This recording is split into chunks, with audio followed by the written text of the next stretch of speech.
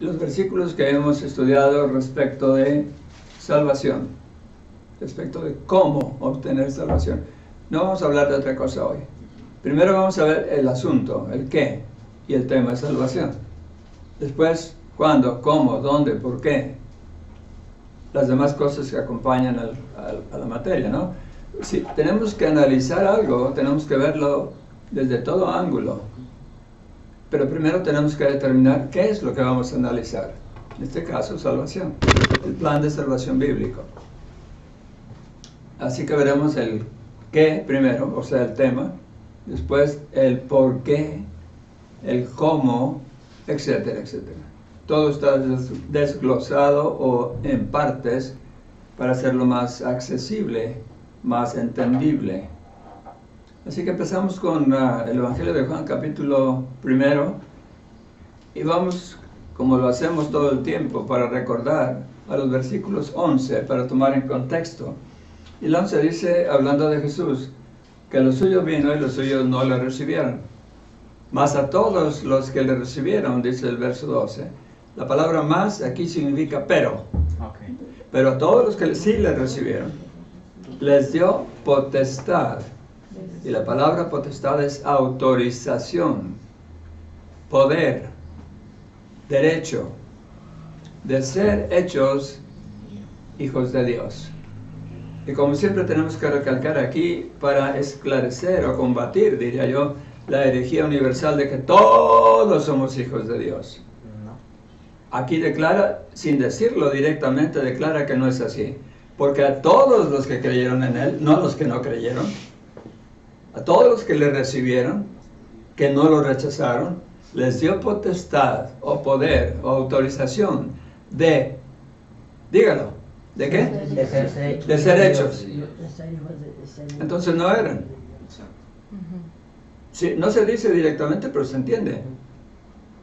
Entonces no eran, porque recibieron finalmente la facultad de ser hechos, porque no eran. ¿Ser hechos qué? Hijos de Dios. Hijos de Dios. Luego, ¿eran hijos de Dios antes de este momento? De creer y recibir a Cristo como el único medio de salvación. No eran. Hay muchas escrituras, y las vamos a ver hoy algunas de ellas, que corroboran esta verdad. Pero aparte, el verso 13 nos enseña algo muy importante. No se trata de la obra del hombre, sino de la obra de Dios en Cristo Jesús. Porque el verso 13 es claro cuando dice, nadie puede dejar de entenderlo, los cuales nacieron no de sangre. ¿Ok? No de sangre. No es cosa humana, no es cosa biológica, no es cosa material. Aquí estamos hablando de un milagro, de un portento que Dios hace en el campo de lo espiritual. Estos que le recibieron, obviamente ya existían en ese momento, ¿no? Cuando Jesús aparece en Israel, específicamente en Jerusalén, algunos dijeron, no, este no es el Mesías, no lo queremos. Lo rechazaron, no creyeron en él. Y eso es lo que estamos viendo. Pero otros dijeron sí. Ahora note la diferencia de resultado entre los que no le quisieron, entre los que le rechazaron y los que creyeron en él. Los que aceptaron. Los que aceptaron a Jesús como el Mesías. A ellos se les dio potestad de ser hechos hijos de Dios. A los otros que no creyeron, no, siguieron en su perdición, ¿no? Que traemos desde que vinimos al mundo. Yes. Así que el verso 3 explica que no es obra de hombre o carne y sangre, como dice ahí. Es decir, que estos que recibieron el derecho de ser hechos hijos de Dios, no fueron hechos hijos de Dios por obra de ser humano alguno. Leamos el versículo completo, el 13, los cuales nacieron o renacieron, propiamente dicho, con el Evangelio de Juan, capítulo 3, nuevo nacimiento. No de sangre, no se refiere a lo físico, eso ya ocurrió, por eso estaban ahí, ya existían, por eso estaban ahí, ya habían nacido en la carne, o sea, biológicamente, por eso estaban ahí. Bien. Por eso tuvieron la capacidad de rechazar o aceptar, y eso de paso pone por tierra parte de la doctrina del calvinismo. Porque ellos argumentan, los calvinistas, que no hay libre albedrío en el hombre, en el ser humano, que no tienen la capacidad de decir sí o no a Dios, que la gracia de Dios es irresistible. Y aquí vemos que la resistieron. Y vemos en muchos otros pasajes, y esto quedó grabado también anoche. Entonces, no es obra de hombre, es obra de Dios. Y terminamos el versículo porque ahí dice, ni de voluntad de la carne. Es más, el hombre más honesto y más dispuesto a encontrar cara a cara a Dios y estar buscando y buscando, no por mucho que haga, o por bueno que sea lo que haga, por eso va a encontrar a Dios. Dios se manifiesta a través de la creación, a través de su palabra, a través de nuestra conciencia. Y cuando la persona entiende, le quedan dos opciones, o recibir o rechazar. Y esto es lo que estamos viendo aquí. Unos le rechazaron y otros le recibieron. Unos no creyeron en él y otros creyeron en él. ¿Cómo es que creyeron en él? ¿Cómo qué? Como el Mesías. ¿Qué significa el Mesías? El enviado de Dios, el Salvador del mundo. Unos dijeron, este es. Y vaya que el judío conocía las Escrituras. Conocía el Antiguo Testamento. Muchos de ellos, los fariseos, saduceos, eran maestros de la ley. Aún así le rechazaron. Tú te puedes saber una ley completa y decir, sí, pero no la voy a usar. Hablemos de un juez corrupto. Aquí este reo que fue declarado culpable por el jurado, lo voy a sacar con esta trampa, lo voy a dejar libre. Pastor, perdón que interrumpa. Ahí los judíos, a lo que yo he leído, me imagino que ellos esperaban a lo que decía el salmista, ¿no? ¿Qué cosa específicamente? Aplicar pues el mal a sus enemigos. Esperaban un Mesías que les libertara del yugo de Roma. Ajá. Esperaban un Mesías guerrero, un héroe humano, y en cambio se encuentran de pronto con alguien que dice, pon la otra mejilla cuando te den en una. Uno que dice, ama a tus enemigos, no devuelvas mal por mal. Dice, no, este está debilucho, este no es lo que esperamos, porque ellos querían un ser guerrero en la guerra, en el arte de la guerra, para que los liberara. Cuando la liberación que el Mesías venía a hacer y vino a hacer por todos, es de orden espiritual y no material. En otras palabras, volviendo al tema y al drama de toda la humanidad por todos los siglos, unos están aferrados a la materia, y esto incluye religión, prácticas, rituales, etc. Y otros buscan la parte espiritual, que no es materia. Amén.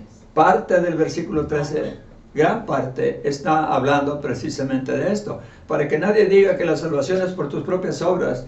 Lo dice otra vez, los cuales nacieron no de sangre, ni de la voluntad de la carne, ni de la voluntad de hombre.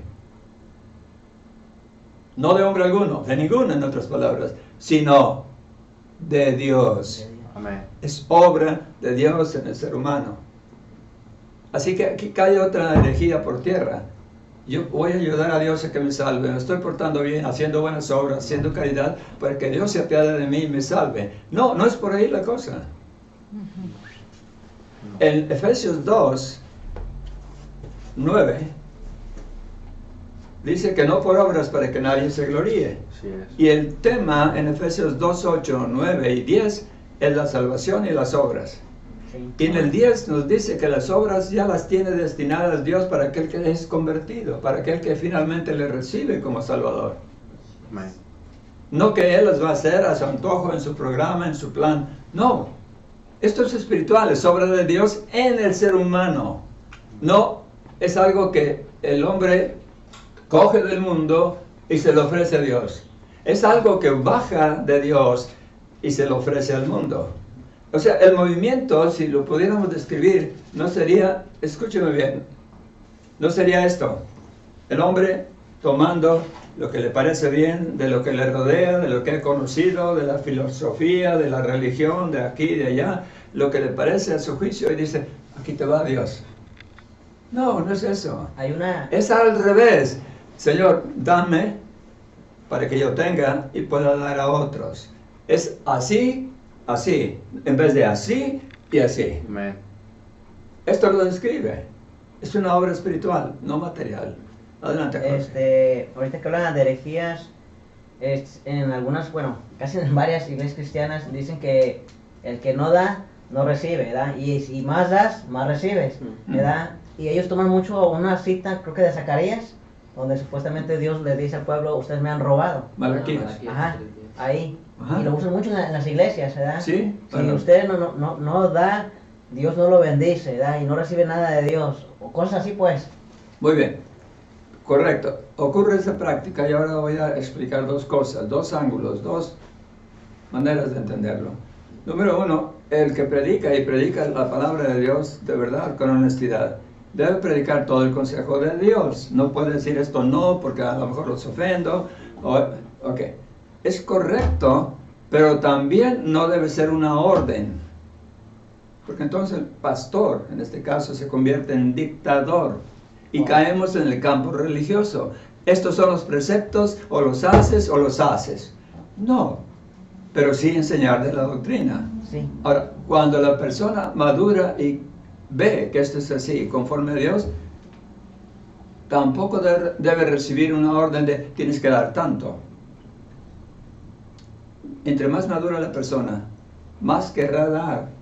Sabiendo, por otra parte, como siempre les he dicho, que lo que da está siendo bien empleado y se da cuenta de ello, porque de lo contrario tampoco está bien. ¿De acuerdo? Sí. Así que hay varios aspectos que considerar. Entonces estamos viendo el qué. Estamos hablando de salvación y vemos que es obra de Dios, no es obra del hombre. Recuerda el movimiento para siempre. El hombre religioso, sin el Espíritu de Dios, hace esto.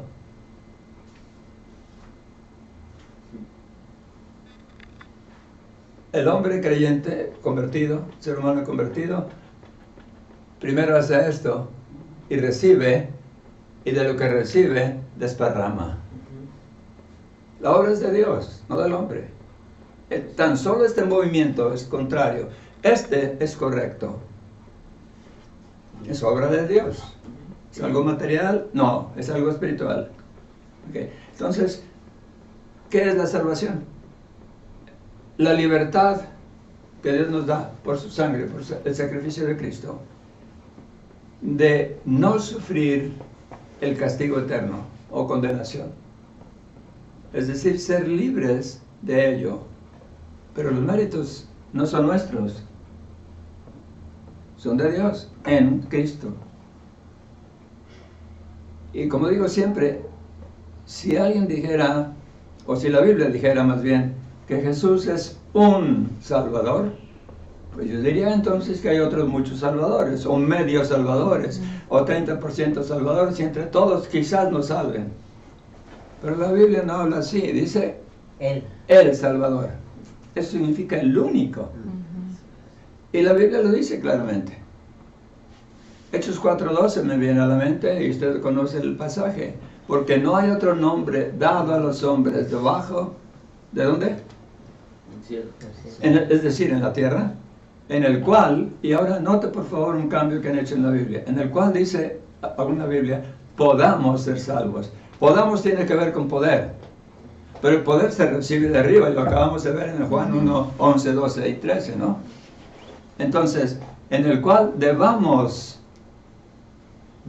no podamos, nosotros no podemos, debamos ser salvos. Amén. No hay otro nombre. El punto es ese ahora. No hay otro nombre. El único Salvador es Él.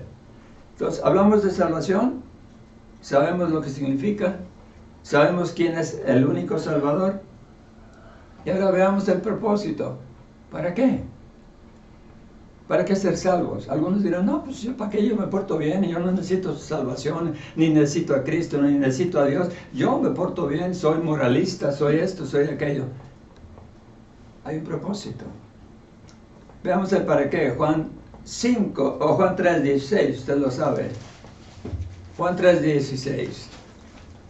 A ver si Carlitos me lo dice de memoria. Juan 3:16. ¿Te acuerdas, Carlitos, qué dice Juan 3:16? Porque de tal manera amó Dios al mundo que ha dado a su Hijo unigénito, para que todo aquel que en Él cree no se pierda, mas tenga vida eterna. Amén.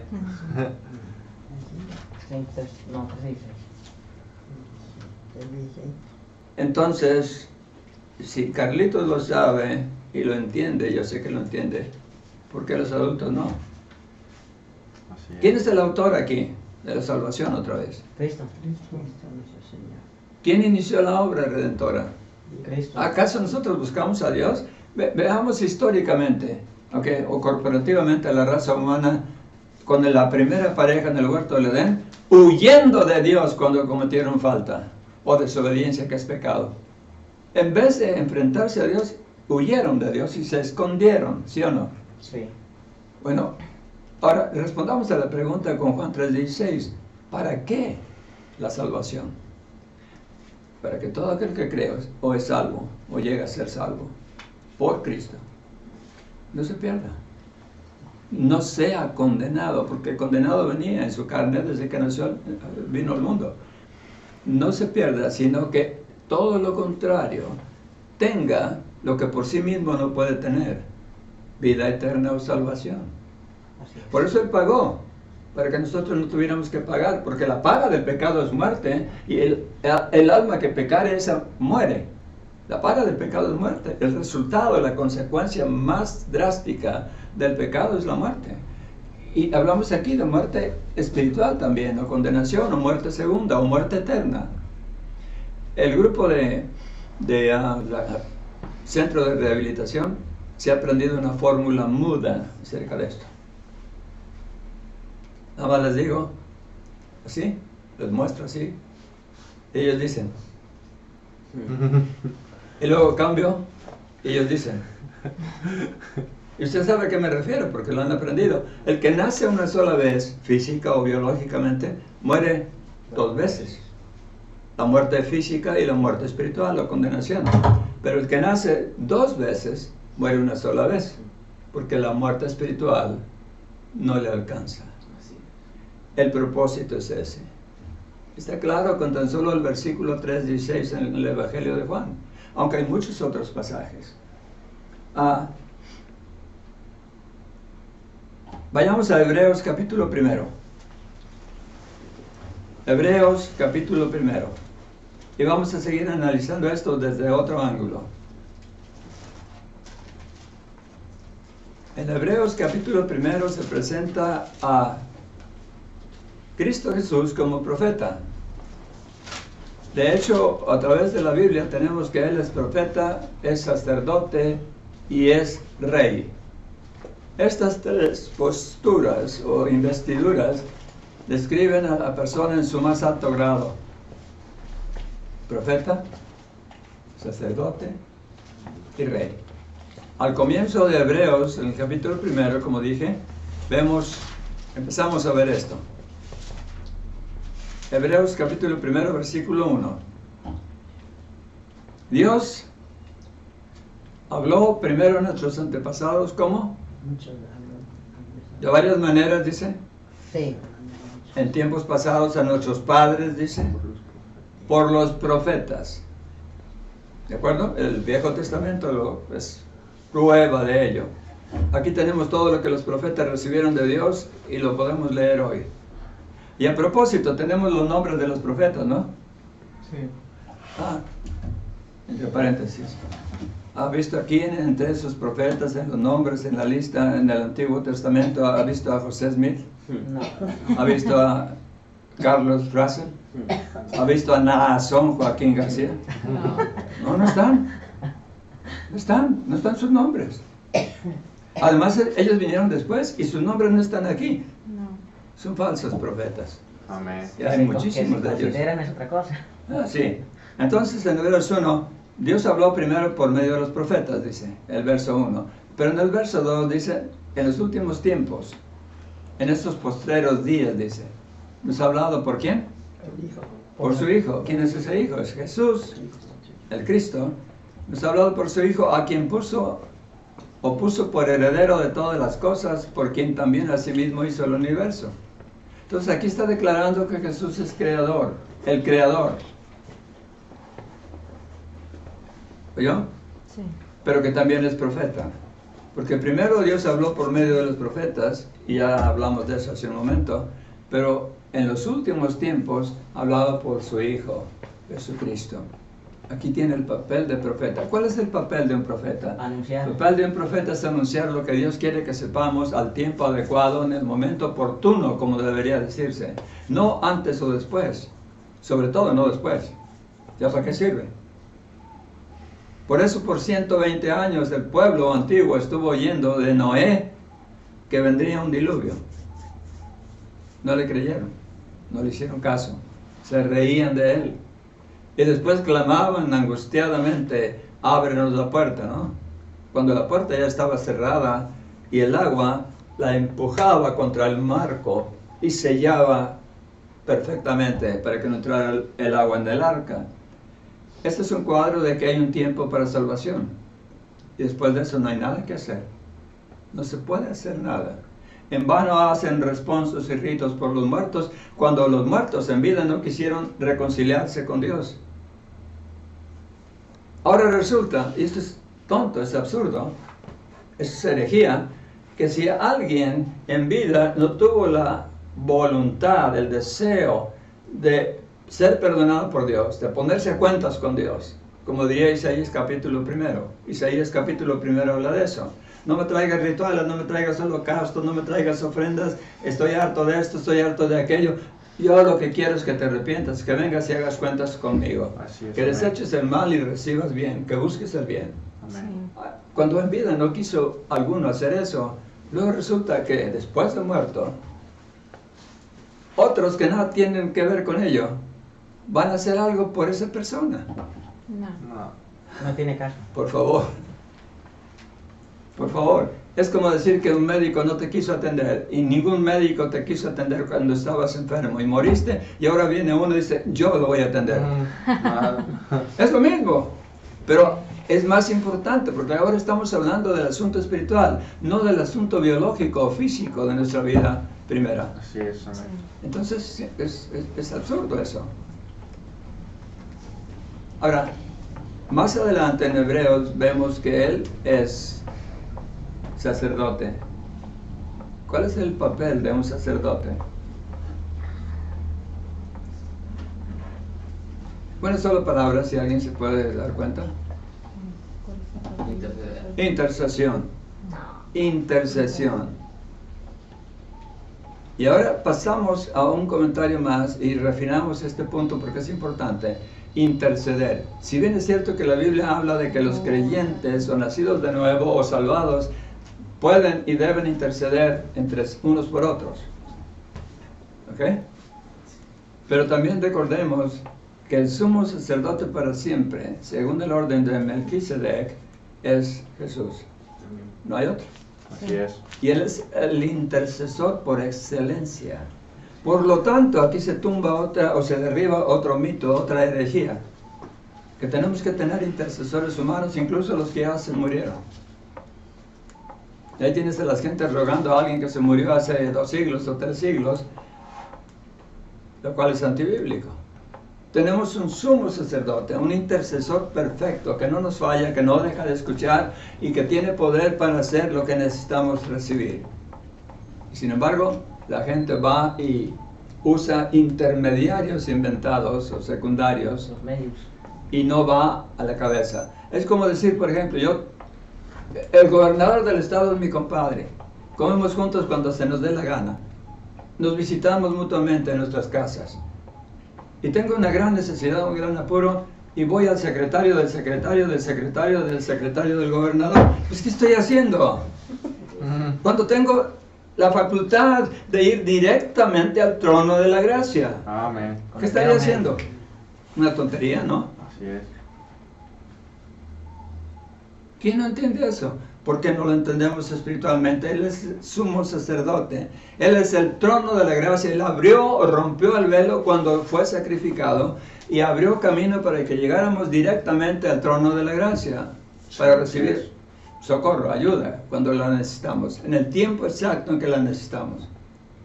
Pero acuérdese que la fe obra milagros. Si va a Dios dudando, usted está falto de fe. Ahora, la duda debe estar puesta en este punto. No me malentienda. porque también caeríamos en el tipo pentecostal donde dice, tú reclámalo y lo tienes. No, espérame, no. Dios puede responder a cualquier petición nuestra de tres maneras, sí, no o espera. Y eso no está en nuestras manos cambiarlo. La fe debe estar puesta para que sea completa en este punto. Escúcheme bien. Sé que Dios puede hacerlo. Tiene el poder para hacerlo, para favorecerme. Sé también que Él lo va a hacer cuando sea necesario y oportuno. Sé también que me está dejando por un tiempo en esta situación, tal vez, para que yo salga de algún problema espiritual y yo crezca. Pero confiar o saber o poner la fe en el hecho de que Él tiene la facultad para hacer lo que le pedimos. No que lo vaya a hacer, pero que tiene la capacidad de hacerlo. ¿Ok? Cuando vamos así, es posible conseguir más que cuando vamos dudando, porque la duda es opuesta a la fe, es contraria a la fe. Entonces, ¿dónde debe estar nuestra esperanza? En el sumo sacerdote, en el Redentor. ¿En quién debe estar puesta nuestra fe? En Él, en nadie más que Él. Ahora, vamos a hablar de la tercera investidura. Profeta, sacerdote, rey. Un rey está para gobernar, para mandar, para ordenar, para regir. La palabra regir, el verbo, tiene que ver con regio, con rey. ¿Okay? Y Él es las tres cosas. No necesitamos a nadie más. Tenemos quien nos anuncia a tiempo lo que debemos saber, es el profeta. Tenemos quien interceda por nosotros. Tenemos facultad para ir directamente al trono de la gracia por su mérito. Y tenemos que Él debe gobernar nuestras vidas, nuestras conciencias, y estamos bien con Él. Profeta, sacerdote y rey. Él es el que salva. Él es el que gobierna. Él es el que anuncia.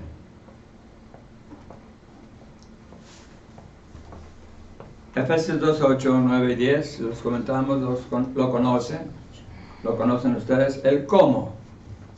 Vamos a ver el cómo. Vimos el qué, vimos quién es el objetivo de nuestra fe, y es Cristo Jesús y nadie más. Ahora vamos a ver otro aspecto, el cómo, el método, el procedimiento.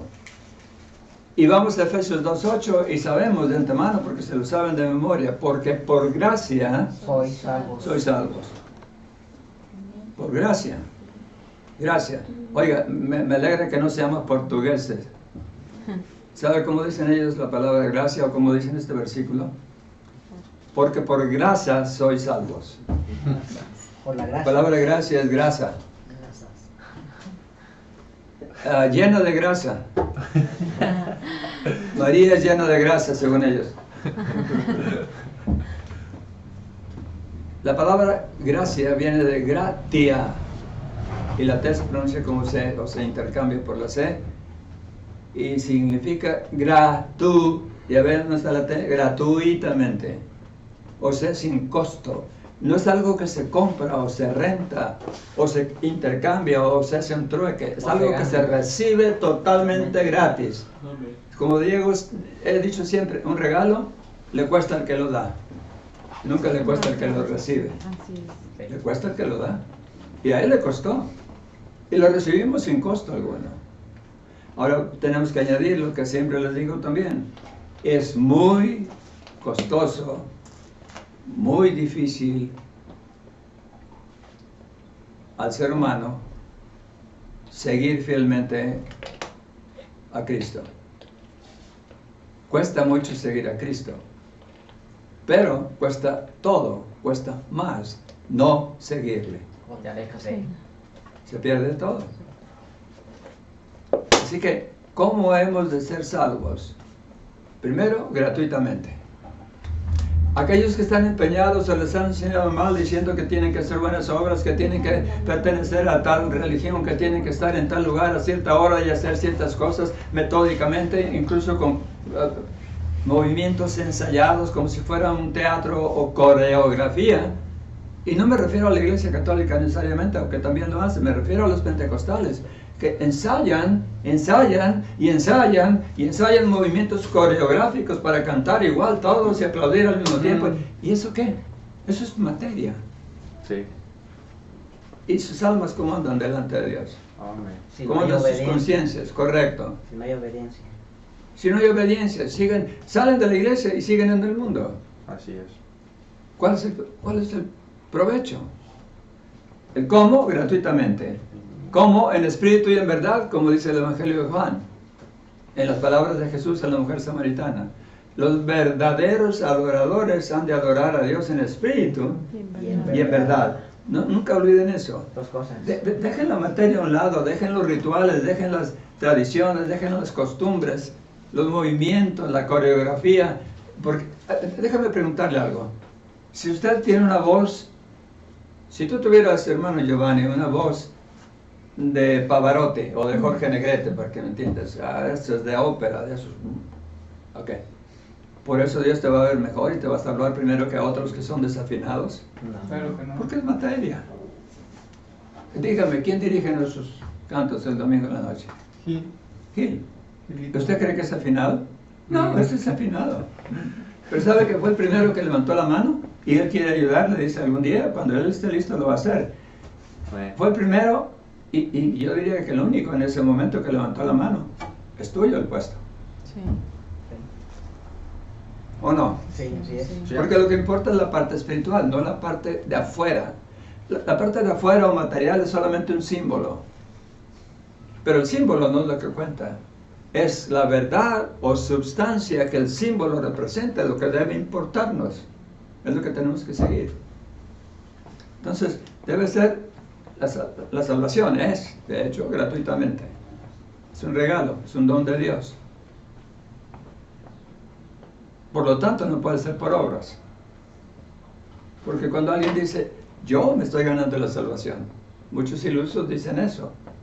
Y diría ilusos porque van tras una ilusión y al final serán desilusionados. Y yo digo, esas personas no pueden ser creyentes verdaderos, porque piensan que se están salvando. ¿Sabe cuál es el pecado más grande, la herejía más grande aquí, la afrenta más grande a Dios? Es que si ellos se están salvando o contribuyendo a salvarse, número uno, están contradiciendo el hecho de que es gratuitamente. Número dos, y más importante que el primero, están desechando el poder de Dios y el plan de Dios y modificándolo a su antojo. Porque luego viene, oye, ¿cuántas obras tienes que hacer? ¿Y cuánto tiempo tienes que perseverar? ¿Y de cuántos pecados te tienes que detener de hacer? O si los hiciste, ¿qué tienes que hacer para borrarlos? Y es la obra mía en vez de la de Dios en mí. Esa es la herejía. Es contra Dios, es eliminar, rebajar el sacrificio de Cristo. Sí. Es gratuito, Amén. es por fe. Estamos hablando del cómo acerca de salvación. Es por fe. ¿Hay alguna otra llave que pueda abrir la puerta de la salvación? No, es por fe. Y lo dice claramente Efesios 2. Es por fe. ¿Cuándo ocurre esto? Lo veremos en un momento, pero les anticipo algo. El mismo Efesios 2:1 nos dice que Dios nos dio vida cuando estábamos muertos en delitos y pecados. Oiga, ¿cómo nos da vida si estamos vivos? No. No vino a los sanos, sino a los enfermos. Vino a los pecadores, los que se reconocen pecadores. Porque siendo todos pecadores, algunos dicen que no necesitan de Dios porque no son tan malos. No. Y Dios dice, bueno, pues entonces no tengo nada que ver contigo. Sálvate por tu cuenta. Yo voy al que se declara en bancarrota espiritual y sabe que está condenado y sabe que necesita salvación. A él voy. Así es. ¿Ok? Entonces, continuando con Efesios. Las buenas obras, verso 10. Efesios 2:10. Las buenas obras tienen su que ver aquí, pero note el orden en que vienen.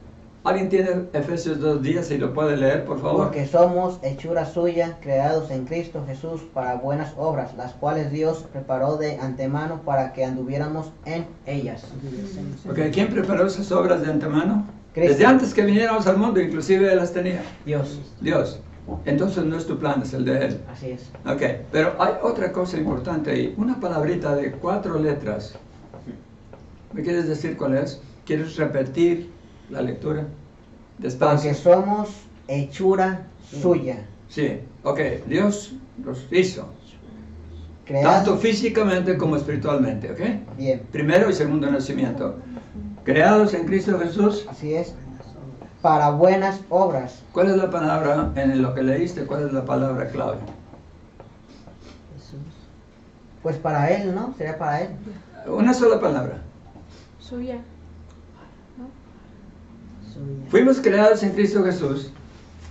Para. Hechura de Dios, primero. Sí. Creados en Cristo Jesús. Segundo, nacimiento espiritual, salvación. ¿Con qué propósito? Porque ahí dice para Vivir con él. para buenas obras, dice. Para buenas obras. Escúcheme bien, la palabra para significa meta o propósito. Estoy estudiando para ser doctor. Para, es propósito o meta. Ahí dice para Sí. buenas obras, Así es. ¿sí o no? Sí. Sí.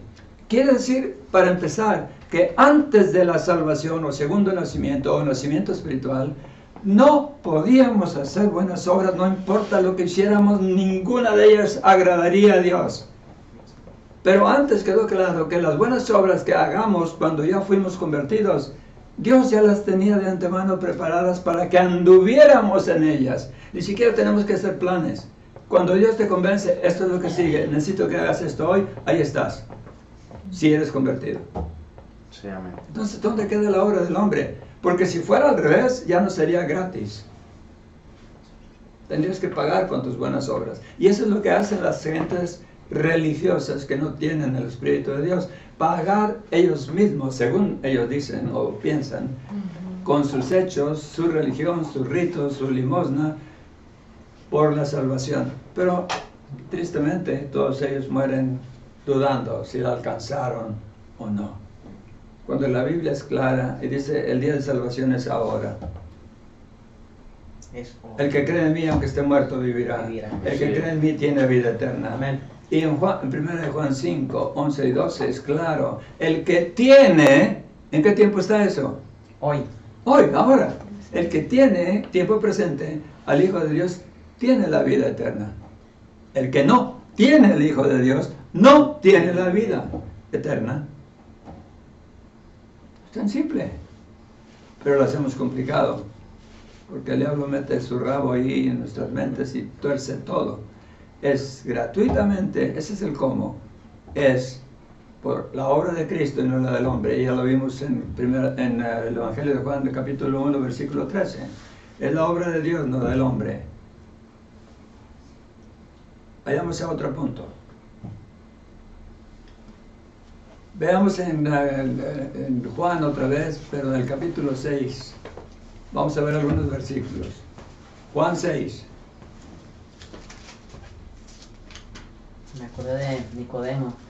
Sí, sí, que no entendía.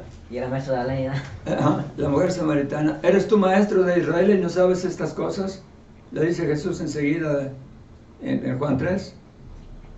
Imagínense, yo le diría al Papa Francisco, a un obispo, a un cardenal, cuando quisiera él argumentar a favor de la salvación por obras y salvación por rituales, salvación por afiliación religiosa, yo le diría, eres tú el guía del mundo y no sabes estas cosas. Ujú. Sí.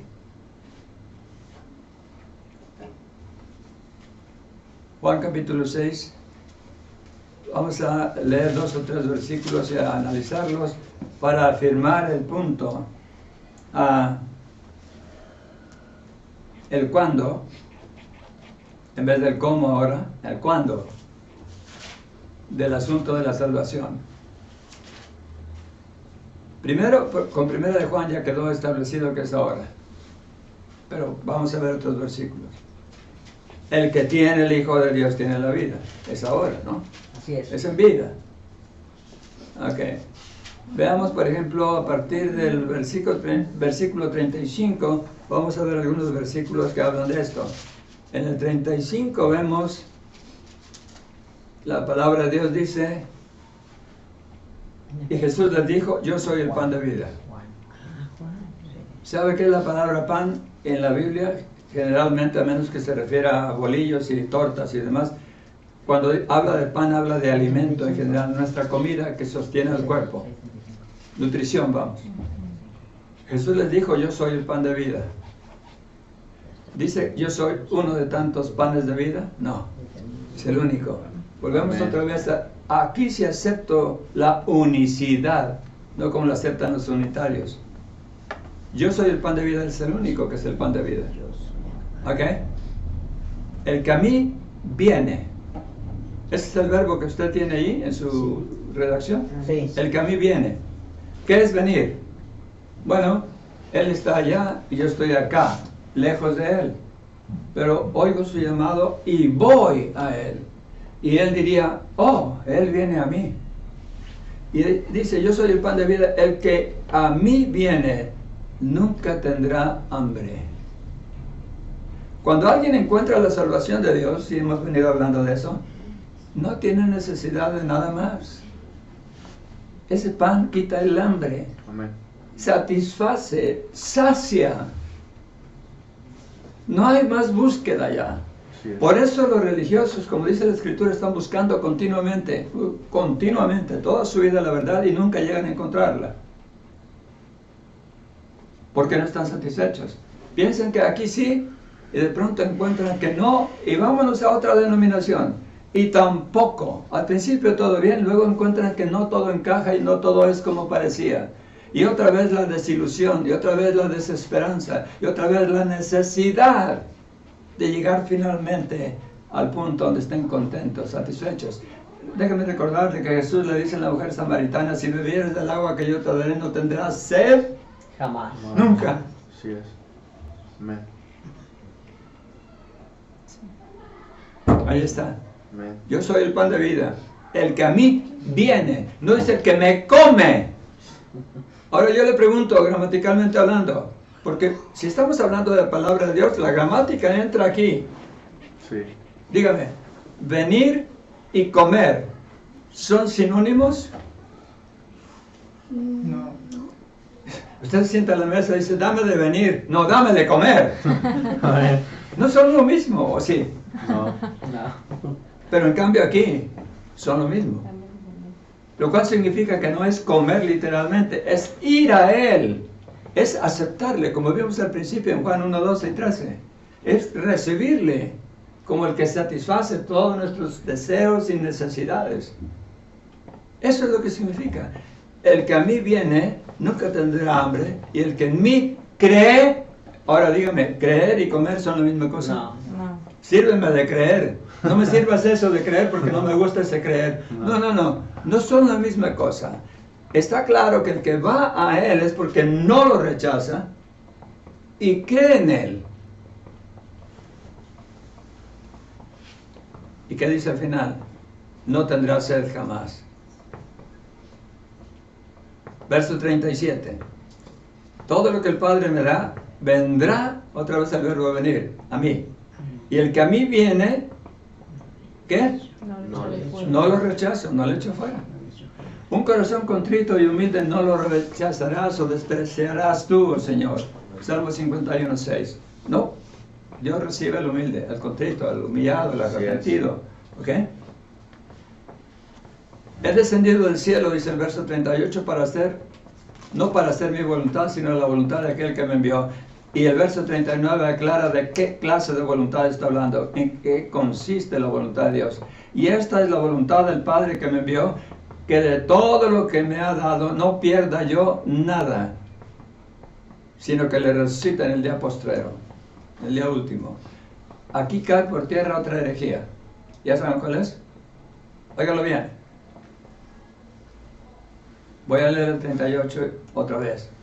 Porque he descendido del cielo no para hacer mi voluntad, sino la voluntad de aquel que me envió. Eso está claro, ¿no? Sí. Ok, pero el 39.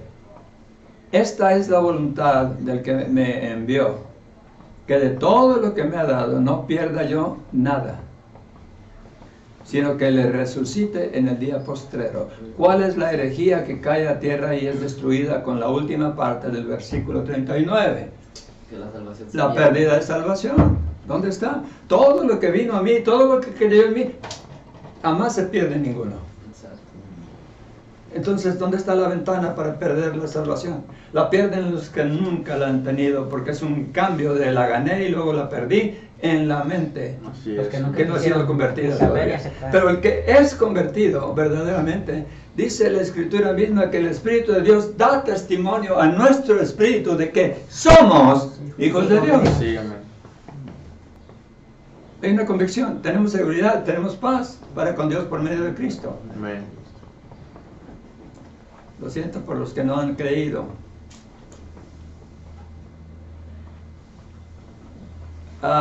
Vayamos ahora a un versículo 2 más.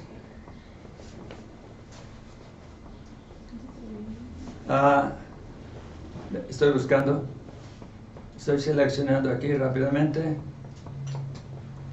El verso 47. De cierto os digo, el que cree en mí tiene. Vida eterna. No dice tendrá, o estoy pensando que a lo mejor le doy, o tal vez le dé. Dice, el que cree en mí tiene. Es una promesa concreta, específica para el tiempo presente. El que cree en mí. Ahora, ¿alguien que ya murió puede creer en él? No. Recordemos a Lázaro y al hombre rico. Para empezar, Lucas 16. No, está hablando de gente viva. El que cree en mí tiene, desde el momento en que cree en él, vida eterna.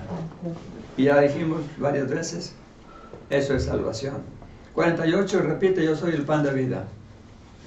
Y aquí viene algo que otra vez desasocia la idea religiosa de miles de gentes, millones de gentes. Fíjese bien lo que vamos a leer en el 49. Vuestros padres comieron el maná en el desierto. ¿Y qué? Murieron. Y murieron. Ah, caray. ¿Qué pan es ese?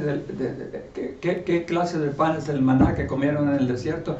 Que de todas maneras se murieron, porque acabamos de ver, yo soy el pan de vida, el que viene a mí, el que cree en mí, tiene vida eterna. Y podríamos decir simbólica o figurativamente, yo soy el pan de vida, el que me come, como lo dice más adelante con ese verbo, comer, tiene vida eterna. Pero ya vimos que es venir a Él, es creer en Él, entonces no son sinónimos, por lo tanto el comer no es real, es alegórico. Significa el que no me rechaza, el que cree en mí, el que viene a mí, el que es mío, tiene vida eterna. No el que me come, eso es materia. ¿Y cómo lo está declarando? Vuestros padres comieron el maná en el desierto y murieron. ¿Qué clase de comida era esta del desierto, el maná? Material. ¿Espiritual o material? Material. Comieron materia y murieron.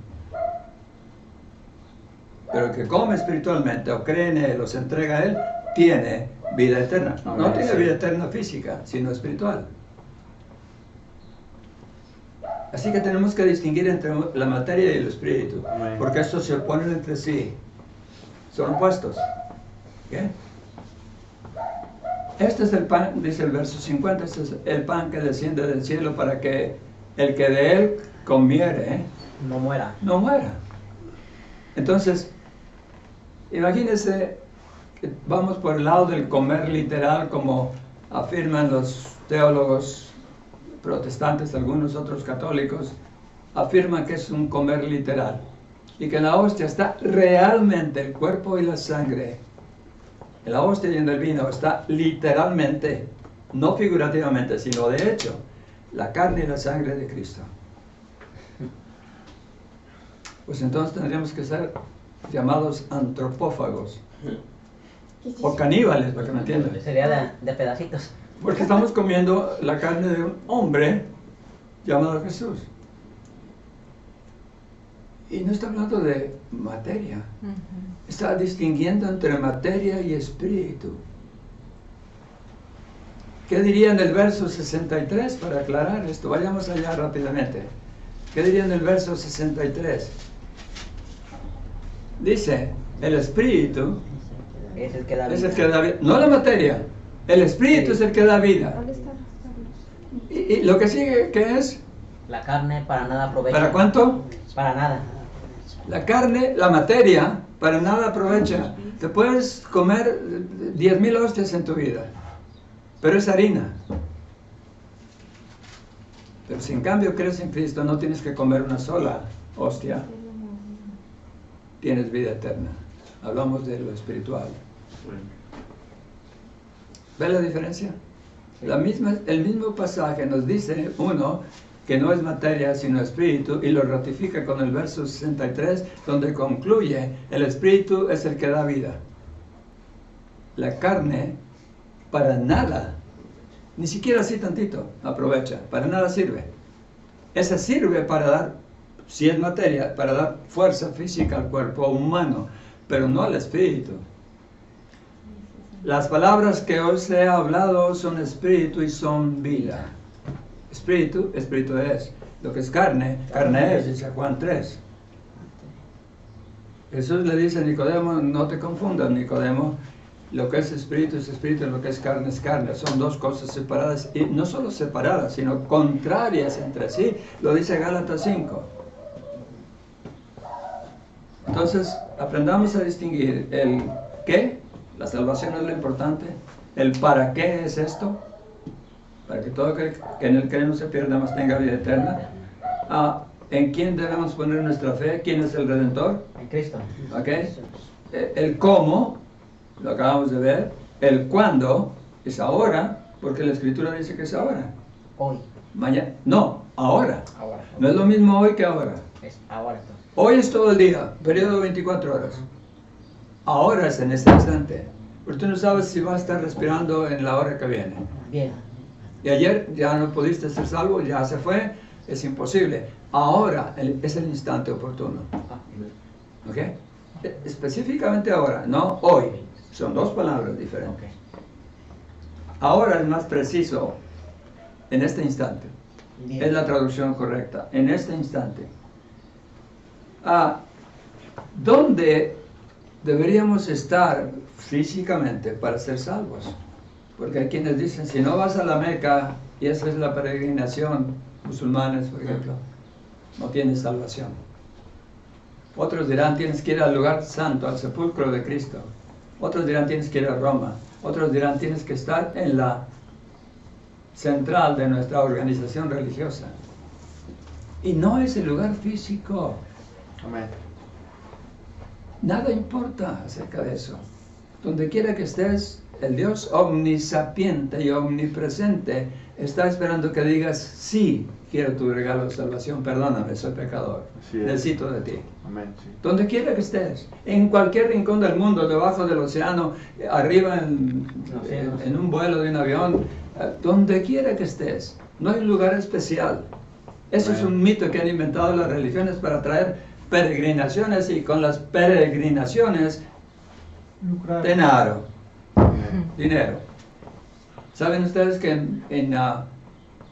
¿cómo se llama este lugar? Es una aldea en España.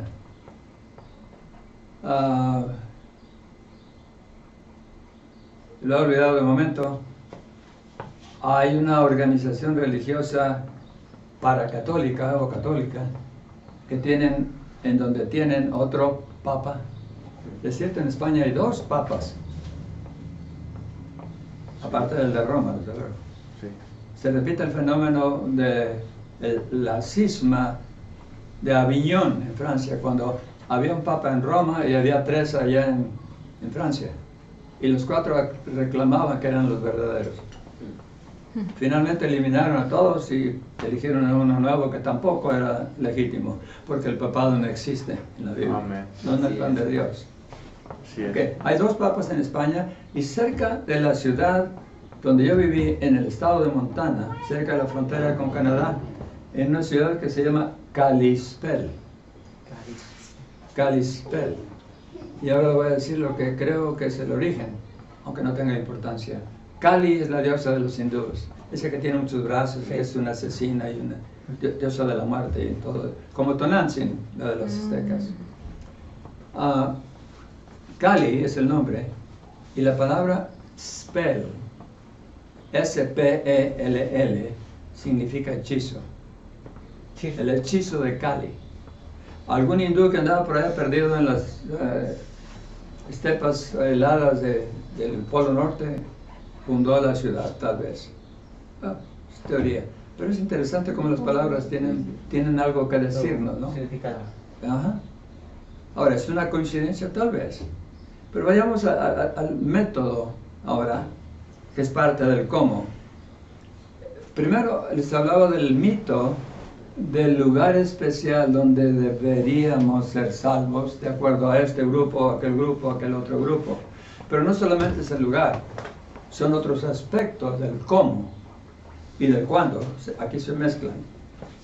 Veamos el mito de los rituales exclusivos. Algunos les llaman sacramentos, otros les llaman de otro modo. Pero no vienen a ser otra cosa que rituales, o repetición de ciertos movimientos, ejercicios, dichos, cánticos, aplausos, lo que sea. Nada de eso es salvo. Nada. Ni contribuye en lo mínimo a salvar a alguien. No es el lugar especial. No son estos movimientos, rituales, costumbres, tradiciones, danzas, bailes, lo que sea. No. Vayamos a un tercer mito o falsedad. No son nuestros méritos. Eso ya queda claro desde hace tiempo en lo que estamos viendo, pero no son nuestros méritos.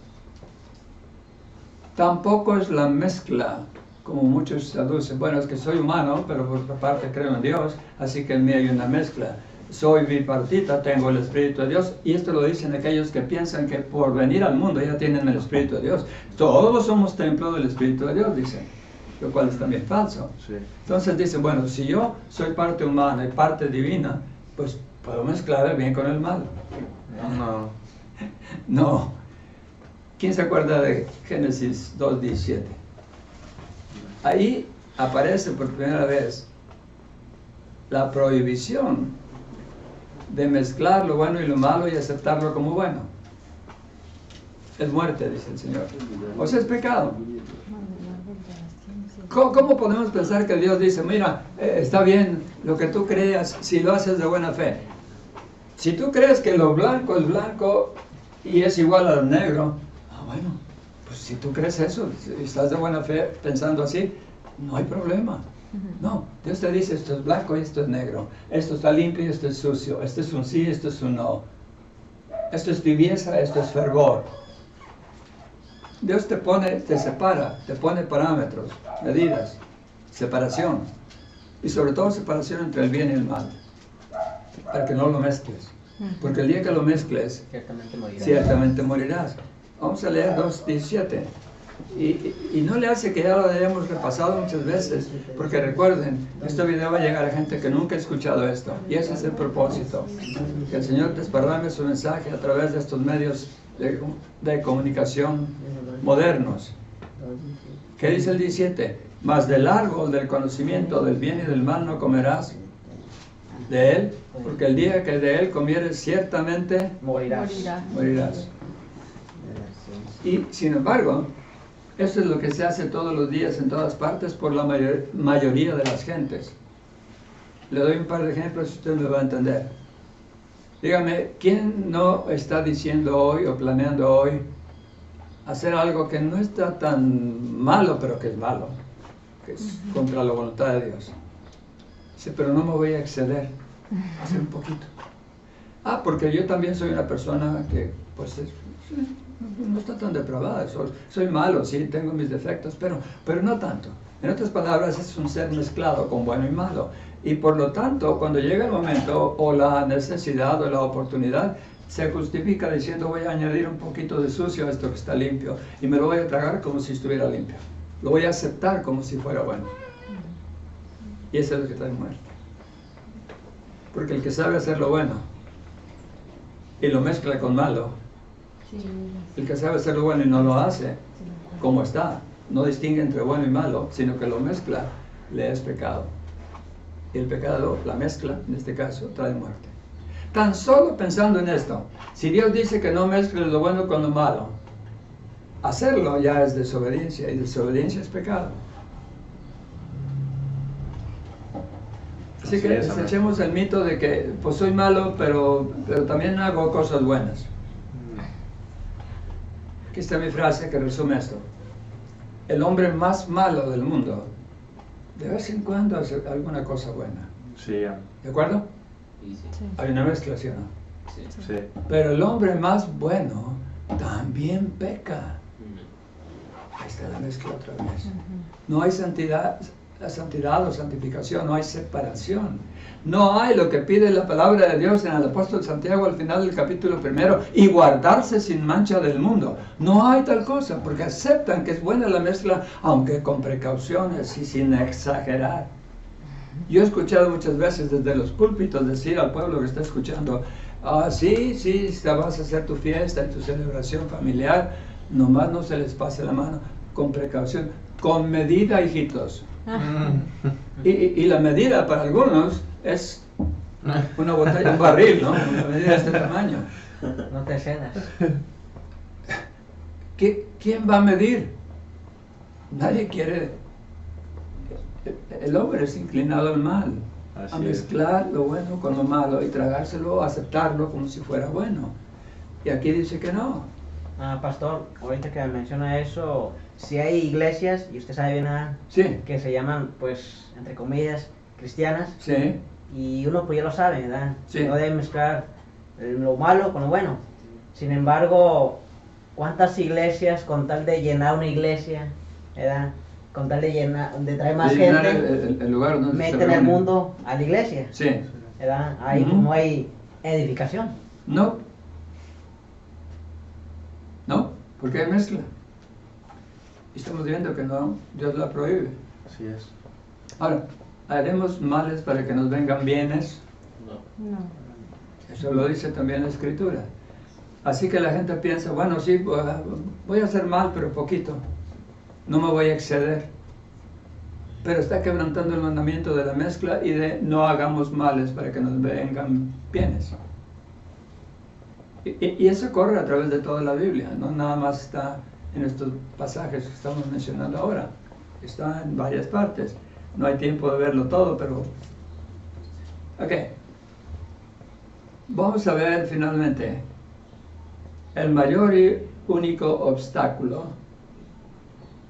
que se nos atraviesa cuando hablamos de salvación. El mayor y único obstáculo realmente. ¿Sabe cuál es?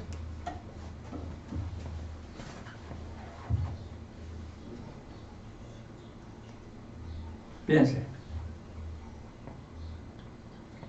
Se lo pregunto de otro modo, porque conoce esta pregunta usted ya.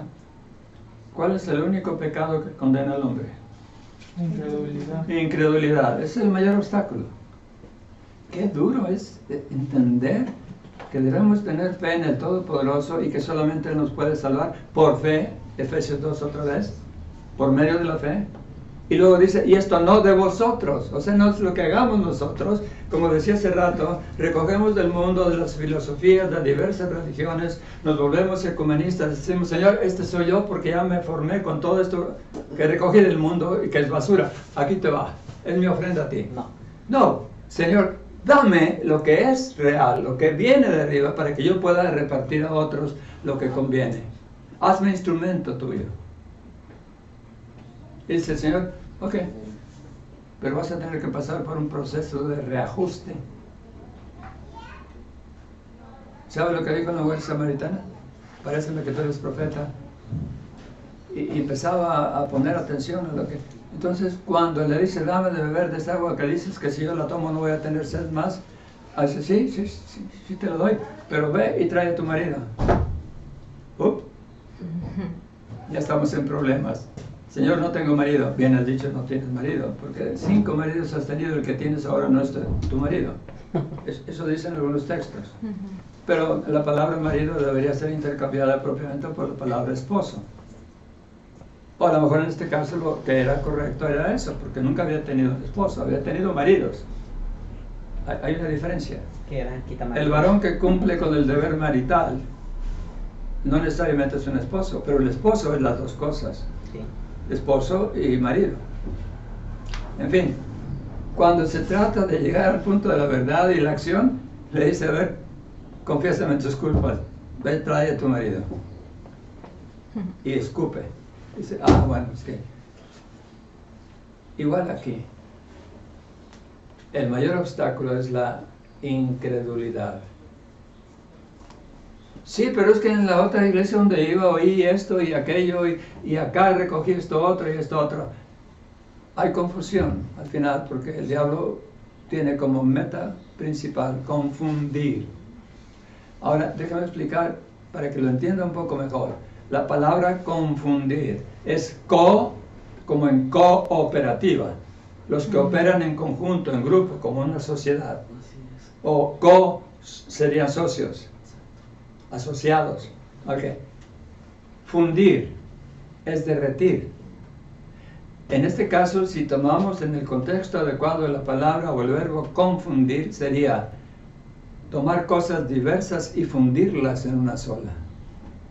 Eso es confusión. Desbaratar obras. Confusión, confundir. Tomar cosas diversas que no tienen nada entre sí, nada afín entre sí, y mezclarlas en una nueva fórmula. Ese es el ecumenismo. Esa es la obra de Satanás. La confusión va encaminada a tener una iglesia universal ahora. Y a propósito, el miércoles pasado, ¿cuándo fue? Miércoles pasado, Sí. vimos un video en donde se está hablando del último pacto que Francisco I ha hecho con musulmanes y otros grupos religiosos para implantar cierto programa de educación mundial. Él presentó la plataforma, los principios. Él convocó a la asamblea que será en mayo 14. Él hizo el documento básico con los principios y la reunión va a ser en Roma, por voluntad de él. ¿Y ya saben a dónde vamos? Está destapándose el falso profeta. En en mayo que viene, mayo del 2020, se supone que va a anunciar a la persona que tendría el cargo universal, es decir, el anticristo. Y si esto ocurre, y ya lo tiene, sabemos, Lo que viene. entonces él, Francisco, viene a ser el falso profeta de que habla la Escritura para el final de los tiempos. Pero ya está aquí. Agárrense, porque nos vamos. Así es. Ahora, finalmente, Romanos 5:1, ¿qué dice? Dígamelo a alguien, por favor. ¿Justificados? Por la fe tenemos paz para con Dios por medio de nuestro Señor Jesucristo. Justificados pues por la fe tenemos paz para con Dios por medio de nuestro Señor Jesucristo. Ese es el creyente. No justificado por sus obras, por su religión, por sus ritos, por su caridad, por la afiliación religiosa, sino justificado por la fe. Tenemos paz para con Dios por medio de Cristo, lo cual significa que antes éramos enemigos de Dios y ahora estamos en paz con Dios. No solamente estamos en paz con Él, no solamente tenemos la paz entre Él y nosotros, sino que también tenemos en nosotros, dentro de nosotros, la paz que Dios da y solamente Él puede dar. Así es. No como el mundo la da, dice la Escritura. Amén. ¿Okay? Así que es importante. ¿Quién me habla de Romanos 8:1? Ninguna Ahora, pues. condenación no hay para los que están en Cristo Jesús. Los que no andan conforme a la carne, sino conforme al Espíritu. ¿Ok? Se compagina con lo anterior. Vamos a identificar con estos dos versículos aquellos genuinamente entregados a Cristo, aquellos genuinamente de Cristo, no aquellos que están a medias, no aquellos que le rechazaron, sino aquellos que le aceptaron con todo el corazón, con toda la conciencia de que era un plan de Dios y una necesidad, y lo recibieron gratuitamente. Estamos hablando de salvación, el qué, el cómo, el cuándo, el dónde, y los mitos que hay acerca de ello, aunque no los podemos ver todos hoy. Finalmente, 1 Pedro 2:2, usted lo conoce también, usted conoce este pasaje, pero vamos a mencionar algunas cosas al respecto. 1 Pedro 2:2.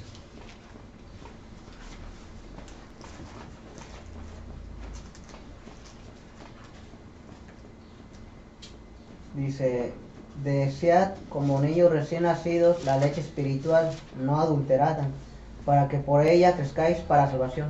¿Cómo está eso? A ver. A eso quería llegar. Es increíble que todavía tengamos eso en las Biblias. Pero aquí vamos a combatir la herejía. Amén. No importa el costo. Escúcheme. Dígame la primera parte, hermano Jorge. Bien, dice, La desead, primerísima parte. desead, Bueno, la frase completa. desead como niños recién nacidos. Hasta ahí. Ahora yo le pregunto para esclarecer el contexto, ¿con quién está hablando? ¿A quién está hablando? A los que acaban de nacer. ¿Física o...? No, espiritualmente. Ok, de acuerdo. Espiritualmente. Desear como niños recién nacidos. Primero debemos entender a quién le está hablando. Y lo demás cae en su lugar. ¿Qué es el deseo de Dios para los recién nacidos? Dígame la segunda parte. Bien, dice, la leche espiritual no adulterada. ¿Qué sería eso? ¿La Biblia o no? Sí, ¿La palabra de Dios o Vamos no? en sus palabras. Ok. ¿Cuál sería el propósito? Dígame la siguiente parte. Para que por ella crezcáis para salvación. ¿Pero cómo? Si está hablando con recién nacidos. Y ya quedaste en que no es biológico eso. Entonces debe ser espiritual. Si es recién nacido espiritualmente, es un bebé espiritual. Acaba de entregar su vida a Cristo. Acaba de ser salvado. Sí, amén. Entonces, ¿por qué le ponen para salvación? No tiene sentido. Si ya está salvado. Correcto, acaba de nacer, es bebé, ¿de acuerdo? Y tiene que alimentarse con la leche espiritual, no adulterada, no mezclada con bueno y malo. Tiene que crecer. Tiene que crecer, pero no para salvación. Le aceptaría que dijera en o con base en su salvación, Entonces aquí- pero no para salvación, aquí- porque para es una meta o propósito, ya lo vimos hace un momento. Entonces, si ese recién nacido va a tener que nacer otra vez, ¿cuántas veces hay que nacer de nuevo? No. Es una vez físicamente y una vez espiritualmente. Que nace una vez, muere dos veces, que nace dos veces, muere una sola vez. Una biológica y una espiritual, en ese orden. Pero si está hablando con niños recién nacidos, estamos hablando con alguien que nació del Espíritu de Dios, ¿o no? Sí. Sí. Entonces, ¿cómo le ponen ahí que dice que para salvación? Aquí suena como, ¿se puede perder la salvación? Suena como que no la tuvo para empezar. O sea, es contradictorio el texto. Ok. No, y les puedo explicar el origen del error, aparte de la mala fe de algunos redactores. Escúcheme bien. La palabra por en inglés es F-O-R, for. This is for me. Esto es para mí. Traducimos en español. For me. Así que for, F-O-R, se puede traducir como por o para. ¿Ya me entendió? Pero aquí escogieron traducirlo como para en vez de por. Ahora, si lo ponemos de esta manera, escúcheme bien, para salvación, es una herejía, es una contradicción en el mismo texto del versículo. Pero si decimos, para que por ella crezcáis, así, punto final, está completo y no se contradice. Pero aún si quieren poner lo último, tendrían que eliminar el para y decir por, paréntesis o itálicas, causa de tu salvación, o encima de tu salvación, o para que por la palabra crezcáis o maduréis en tu salvación. Sí, amén. Pero aceptando que ya la tiene, porque son niños recién nacidos. Sí. ¿Ok? Se puede redactar de muchas maneras, pero lo que no debe ser es para salvación, porque está hablando de gente que nació, Sí es. que fue salva. Bien. Sí. Si no, estaríamos negando lo que primero anuncia. Aquí sí como contradeciéndose. Totalmente contradictorio.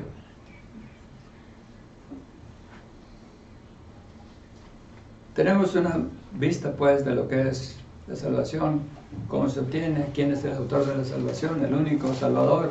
Tenemos muchas consideraciones con versículos conocidos, fáciles de encontrar y fáciles de entender, sin tantas complicaciones.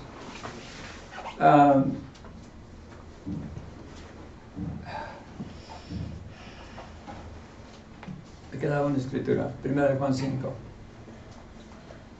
Primera de Juan 5, por favor. Con eso terminaremos.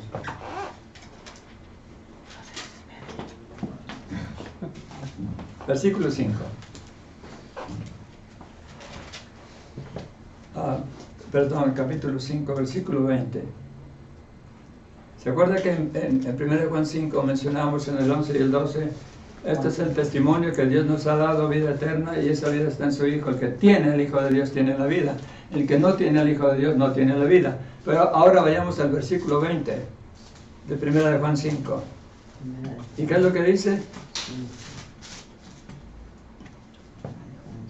Pero sabemos que el Hijo de Dios ha venido y nos ha dado entendimiento para conocer al que es verdadero, y estamos en el verdadero, en su Hijo Jesucristo. Este es el verdadero Dios y la vida eterna. Aleluya. Amén. 5:20. 5.20, 1 Juan 5.20. Por partes. Dios nos ha dado entendimiento para conocer a quién es verdadero y por lo tanto a quién es falso. Tenemos la facultad de distinguir entre lo que es y lo que no es, Sí, es. porque el Espíritu de Dios es nuestra guía. Amén. ¿Ok? Esa es la primera parte. Y concluye diciendo que estamos, equivaldría a decir también, somos del verdadero. Estamos en el verdadero. Sí. Y dice quién es, en su Hijo Jesucristo. Amén. Que tiene al Hijo de Dios tiene la vida, el que no tiene al Hijo de Dios no tiene la vida. Y la tercera parte confirma, es decir, el último mencionado, Jesucristo, es el verdadero Dios, no uno de tantos, sino el verdadero Dios y la vida eterna. Jesús lo dijo en Juan 14:6, yo soy el camino, la verdad y la vida. Nadie viene al Padre si no es por mí. O sea, no hay otro Salvador. Sí es. Por él tenemos entrada. Por él tenemos entrada, correcto. Entonces, aquí en este versículo es claro que dice, estamos en el verdadero, en su Hijo Jesucristo. Y luego aclara, Jesucristo, es el verdadero Dios y la vida eterna. Lo reducimos a algo simple y concluimos con eso. El que tiene al Hijo de Dios tiene la vida eterna. El que no tiene al Hijo de Dios no tiene la vida eterna. Así es, amén. Porque Él es el único que la da.